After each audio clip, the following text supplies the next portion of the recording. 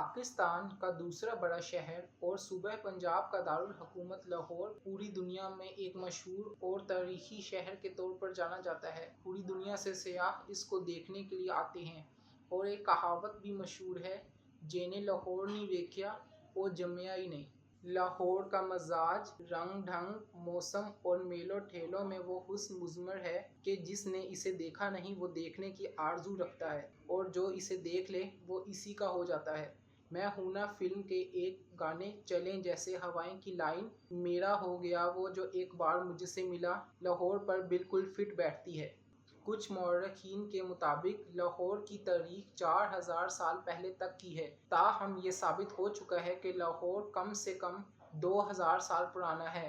آج ہم لاہور کی 2000 سال پر محیط تاریخ کا احاطہ کریں گے۔ کبھی یہاں پر ہندو راج رہا، کبھی مسلمان حکمران رہے، کبھی سکھوں کا تسلط رہا اور کبھی انگریز راج۔ تاریخ کی کتابوں میں آپ کو لاہور کے مختلف نام مل جائیں گے، لیکن تمام تاریخیں اس بات پر متفق ہیں کہ لاہور کو رام کے بیٹے لوح نے بسایا۔ 16ویں صدی عیسوی میں ٹولمی، جو کہ ایک بہت مشہور یونانی جغرافیہ دان تھے، نے اپنی ایک کتاب جیوگرافی میں لاہور کا ذکر لباکا، لوح کوٹ اور لاوا کوٹ کے ناموں سے کیا۔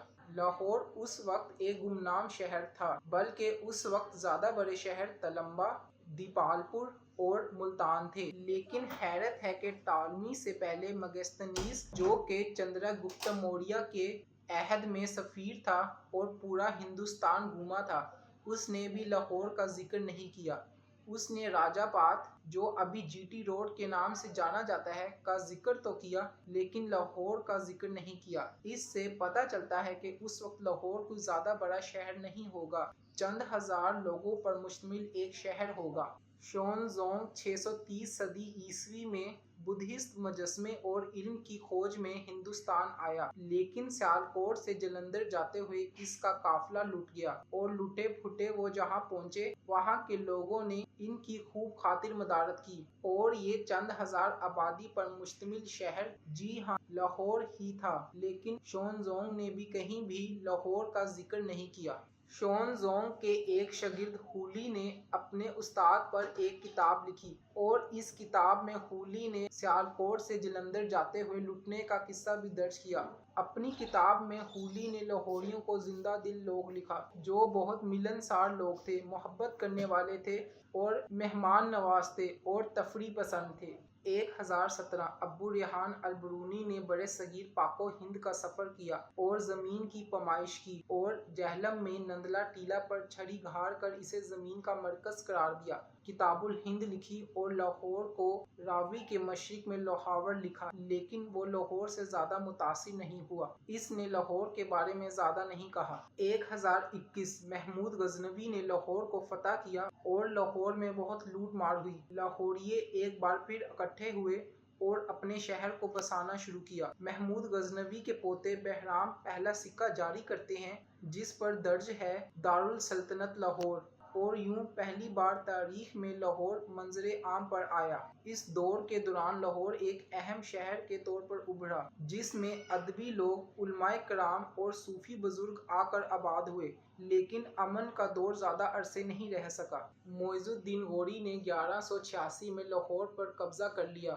اور لاہور کے غزنوی حکمران حسنو ملک کو اس کے بیٹے سمیت قتل کر دیا گیا۔ غوری کو لاہور حکمت عملی کے نقطہ نظر سے زیادہ نہیں بھایا، بلکہ اس نے سیالکوٹ کے قلعے کی تعمیر نو کروائی۔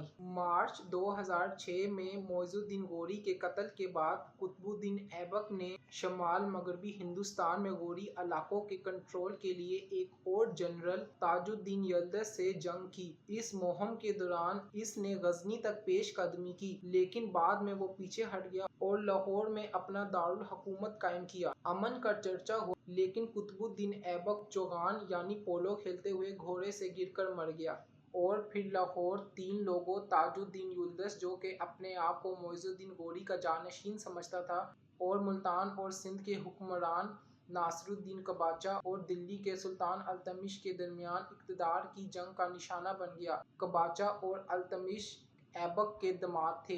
इन तीनों ने लाहौर में बहुत खून बहाया, बहुत लूट मार हुई, बहुत कत्लो गारत हुई, लेकिन लाहौरिये अपने मजाज के मुताबिक फिर इकट्ठे हुए और अपने शहर को बसाना शुरू किया। लेकिन फिर 1241 के मौसम सरमा में मंगोल फौज ने लाहौर पर हमला कर दिया। लाहौर का तुर्क गवर्नर इख्तियारुद्दीन कराकश इस हमले के लिए तैयार न था और वैसे भी लाहौर वाले गवर्नर कराकश के खिलाफ थे।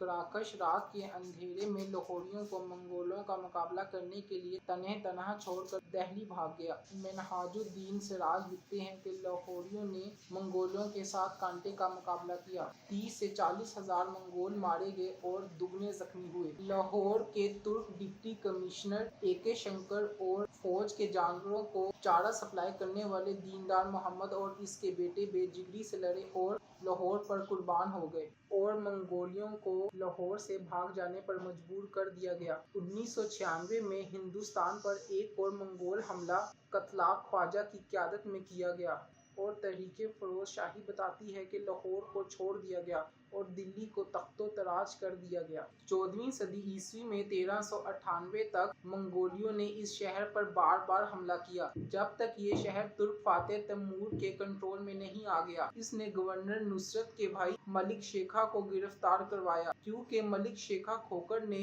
इसकी फौज को समरकंद जाते हुए सलामी नहीं दी थी। लाहौर को एक बार फिर लूटा गया, तख्तो तराज किया गया, बर्बाद किया गया, लूट घसूट हुई। लेकिन 15वीं सदी ईस्वी में बहलोल लोदी ने इस शहर को एक बार फिर अमन का गहवारा बनाया। लेकिन 1520 में इब्राहिम लोदी के गवर्नर दौलत खान लोदी ने लाहौर को मकारी से बाबर के हवाले कर दिया और यहाँ से मुगल खानदान के दौर में लाहौर के सुनहरी दौर का आगाज हुआ। शाहजहां के दौर में इस शहर की बहुत ज्यादा तोसी हुई, मतलब कि काफी ज्यादा फैला। लेकिन इसके जानशीन औरंगजेब के दौर में इसकी अहमियत कम हो गई। 1707 में औरंगजेब की मौत से ये शहर मुगल हुक्मरानों और सिख बागियों के दरमियान इक़्तिदार की कशमकश का निशाना बना रहा। 18वीं सदी के वस्त में नादिर शाह के हमले के साथ लाहौर ईरानी सल्तनत की एक चौकी बन गया। ताहम ये जल्द ही सिखों के अरूज के साथ मुंसलिक हो गया और रंजीत सिंह के दौर में ये शहर एक बार फिर ताकतवर हुकूमत का मरकज बन गया। लेकिन रंजीत सिंह की वफात के बाद ये शहर तेजी के साथ ज़वाल पजीर हुआ और ब्रिटिश राज के कंट्रोल में चले गया। अंग्रेज ने 19वीं और 20वीं सदी के दौर में रेल की पटरी बिछाई और पूरे हिंदुस्तान को आपस में मिला दिया। फने तमीर बदल गया। कौतिक तर्ज अमल पर नेशनल कॉलेज ऑफ आर्ट्स, अजैब घर, government college, Lahore high court और पोस्ट ऑफिस की तमीर हुई। अंग्रेजी जुबान को फारसी जुबान पर फोकियत दी जाने लगी। लाहौर ने पाकिस्तान की आज़ादी से कबल तकसीम के दौर में कुछ बदतरीन फसादात का सामना किया। तहरीके पाकिस्तान की कामयाबी और 1947 में बरतानवी हिंद की तकसीम के बाद लाहौर को पाकिस्तान के सूबे पंजाब का दारुल हुकूमत करार दिया गया। लाहौर पाकिस्तान पर एक मजबूत सकाफती असर व रसूख रखता है। लाहौर अदब और अशाती सन्नत का एक मरकज है और लाहौर में पाकिस्तान की कुछ महरूफ यूनिवर्सिटियाँ वाक़ हैं। University of the Punjab, government college university, university of engineering and technology, king Edward medical university वगैरह वगैरह। लाहौर कई सालों तक पाकिस्तान की फिल्म इंडस्ट्री लॉलीवुड का घर भी था। हालांकि हालिया बरसों में ज्यादातर फिल्म बंदी कराची मुंतकिल हो चुकी है। लाहौर कव्वाली और मौसीकी का एक बहुत बड़ा मरकज है। ये शहर पाकिस्तान की ज्यादातर सियाहती सन्नत की मेजबानी करता है और लाहौर के मशहूर सियाहती मकामात में अंदरून लाहौर, वजीर खान मस्जिद वगैरह शामिल है। लाहौर किला और शालीमार गार्डन भी लाहौर के मशहूर सियाहती मकामात में शामिल है और ये दोनों मकामात, लाहौर किला और Shalimar garden, world heritage sites में भी शामिल है। उम्मीद है कि आपको लाहौर की डॉक्यूमेंट्री और हिस्ट्री पसंद आई होगी। तो मैं लाहौर के बारे में बस यही कहकर एंड करता हूँ कि लाहौर लाहौर है।